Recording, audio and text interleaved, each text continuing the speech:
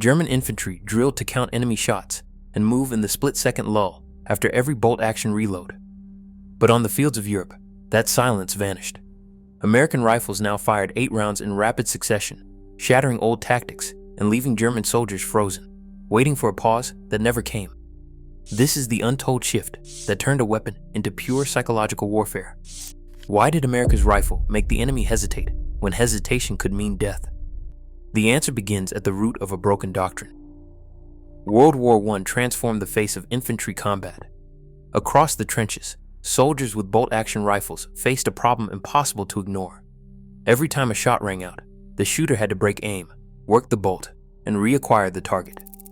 That pause, 2 or sometimes 3 seconds, was more than just a technical quirk. It was a lifeline. In those brief windows, men dashed between shell holes, officers barked orders, and machine gunners shifted positions. The rhythm of fire and reload set the tempo for survival. Suppression depended on keeping heads down, but manual bolt cycling shattered that illusion of safety. Each reload forced a soldier to lift his face from the stock, exposing him above the parapet. The enemy counted shots, waited for the telltale lull, and moved. In the chaos of no man's land, this dance meant everything. Riflemen became predictable, their actions mapped by the cycle of fire, bolt, aim, fire. Every missed second invited disaster. As the war dragged on, it became clear that marksmanship alone could not win the day. The real power lay in unbroken pressure. Lines of men fired so rapidly that the enemy never dared to rise. Yet the tools of the time made that impossible. The bolt-action rifle, for all its accuracy, forced soldiers into a pattern the enemy could exploit. The battlefield demanded a weapon that could erase those fatal gaps, a rifle that would keep the enemy's head down for good. John Garand's story began far from the battlefields of Europe. Born in Quebec in 1888 and raised in the United States, he never held an engineering degree. Instead, he learned the craft of metalwork on factory floors, first in textile mills and then in tool shops, where precision was measured in thousandths of an inch and mistakes were paid for in sweat. By the end of World War I, the United States Army was searching for a new rifle, one that could break the cycle of bolt-action limitations. Garand, already working at Springfield Armory, took on the challenge. His earliest designs faltered. Weak bolts cracked under pressure, and test rifles jammed or broke apart after only a few hundred rounds. Engineers and officers questioned if a reliable semi-automatic rifle was even possible for mass production. Garand refused to quit. He spent years reworking every detail, sometimes on his own time, sometimes against the advice of superiors. The breakthrough came with a simple but radical idea. Use the rifle's own firing gas to drive a piston, cycling the bolt automatically. This gas-operated system meant the shooter could fire, stay on target, and fire again, all in one motion. Garand paired this with an 8-round en-bloc clip, a design that balanced speed, simplicity, and reliability. Test boards at Springfield Armory watched as his rifle fired shot after shot without pause or jam.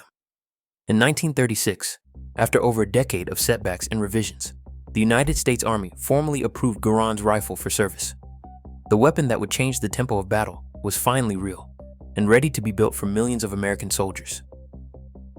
The M1 Garand put a new kind of power in the hands of the average American soldier. With a loaded weight of 9.5 pounds, it felt solid but manageable, its heft taming the kick of the .30-06 Springfield cartridge. Each squeeze of the trigger sent another bullet downrange. No need to lift the rifle or break the sight picture. In field tests, soldiers fired as many as 30 to 40 aim shots per minute, a pace that left the old bolt actions far behind. The German Kar 98K, for all its accuracy, forced its user to cycle the bolt after every shot, breaking rhythm and costing precious seconds. In a firefight, those seconds meant everything.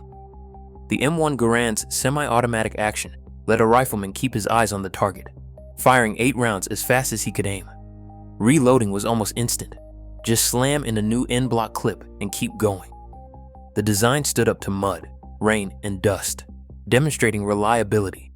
Reports from the field told of rifles working flawlessly after days in foxholes or hedgerows, with jams so rare that soldiers trusted their Garands in the worst conditions. Ballistically, the .30-06 Springfield cartridge packed serious punch, reaching out to 500 yards or more, with stopping power that matched or exceeded its rivals. But the real difference lay in the tempo. American squads could lay down a steady wall of fire, each man acting as his own suppressor. The Kar 98K shooter, meanwhile, was always a bolt cycle behind, forced to pause and hope the enemy did too. On the battlefield, that edge was impossible to ignore. Springfield Armory and Winchester's assembly lines thundered day and night, turning raw steel and walnut into a weapon that would tip the scales of infantry combat. By the start of 1941, American workers, men and women, veterans of the Depression and newcomers alike, were building as many as 600 M1 Garands every day. This wasn't a boutique weapon for elite sharpshooters. It was a standard issue tool, stamped, tested, and shipped to every infantryman headed overseas.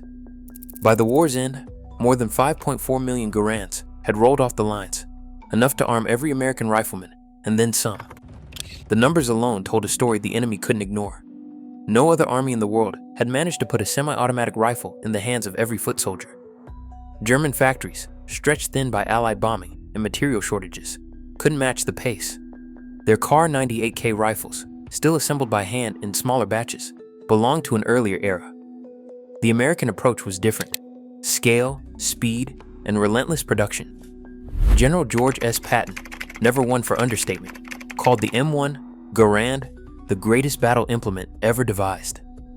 His words echoed across recruiting posters and into the confidence of the men who carried the rifle into battle. For the first time, industrial power and military doctrine marched in lockstep. The Garand wasn't just a technical marvel.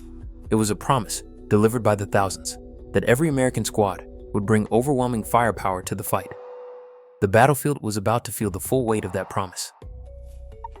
On the slopes of Hill 192 in July 1944, German infantry launched a determined assault against American positions. The defenders, men of the 2nd Infantry Division, waited behind hedgerows, each armed with an M1 Garand. As the German squads advanced, expecting the familiar pattern of rifle shots and reload pauses, they ran into a wall of uninterrupted fire. After action reports from the day describe riflemen pouring out 30 to 40 rounds per minute, their 8-round en-bloc clips feeding a steady stream of bullets. German machine gunners tried to return fire, but the volume from the American line pinned them before they could even set up. One platoon leader wrote that their rifles equaled machine guns in effect. In the confusion, German attackers hesitated, mistaking the storm of fire for a much larger force. The assault faltered. By the end of the day, Hill 192 remained in American hands, its defenders barely having to shift position. German infantrymen, battered by the unrelenting tempo of American rifle fire, sometimes risked everything to retrieve M1 Garands from fallen enemies. Even with no access to .30-06 ammunition, the urge to grasp any advantage, no matter how slim, overpowered caution.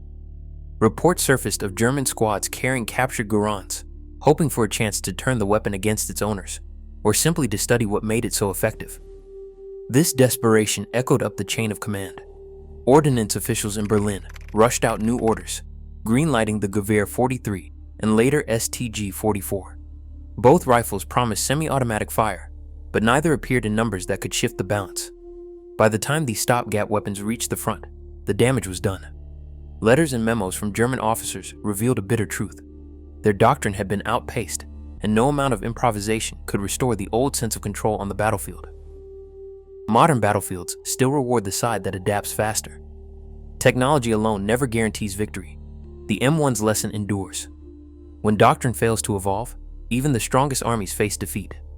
War changes with every innovation, and survival demands changing with it.